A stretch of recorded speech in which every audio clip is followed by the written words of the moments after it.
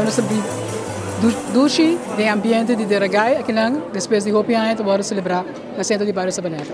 A noite trabalha êxito rotundo, a tocar 16 horas, teca aqui na 8h30, quase 9 horas, nós temos Frank Cruz, que é o típico de Pegasaia, nós temos Judith Marta, que também trabalha waltz depois do baile de Deragai, e depois nós também temos o grupo de Vilma, a senhora Vilma Kelly, que me será par de minutos passado, me será para o centro de Bairro Brasil, e aqui par de minutos nós também temos a senhora Ivy, que vai ser a noite que êxito rotundo. Eu não tenho nada, eu estou super contente, eu quero agradecer todo o povo, inteiro povo de Sabaneta e vecindário e também a inteira Aruba que estava presente à noite. A cozinha está bom sortir, acaba de bisame, que arroz com pollo acaba, pastel de turcoso acaba, bacalhau acaba e cala acaba, em princípio turcoso a cozinha acaba.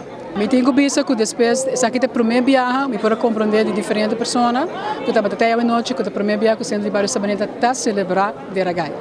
Então, essa aqui é a primeira viagem e botou aqui a acolhida quanto ainda bem, quando a pessoa não tem, e também é típico a deleitar a noite, então, eu estou super agradecido. Eu não tenho palavras mais para agradecer a gente que estava até, é um êxito rotundo.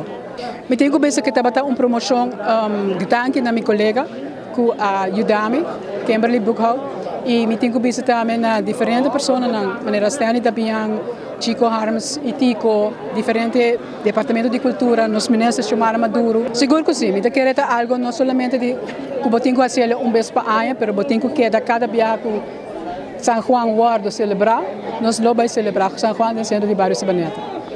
Na final, você tem pessoas no vosso grupo mesmo, no vosso staff mesmo, para agradecer seguro, para ajudar a ter a atividade aqui na vida, aqui no centro de Bairro Sabaneta? Seguro, eu tenho que agradecer o bestuur, que é Kimberly Buchhout, Sharing van der Linde e Irvin Werleman. E também quero agradecer nosso beheerder, que é Herbert Maduro, que faz um trabalho incomparável ao inteiro dia e sempre tem toda atividade para ajudar. Então, mais agradecer a nossa pessoa.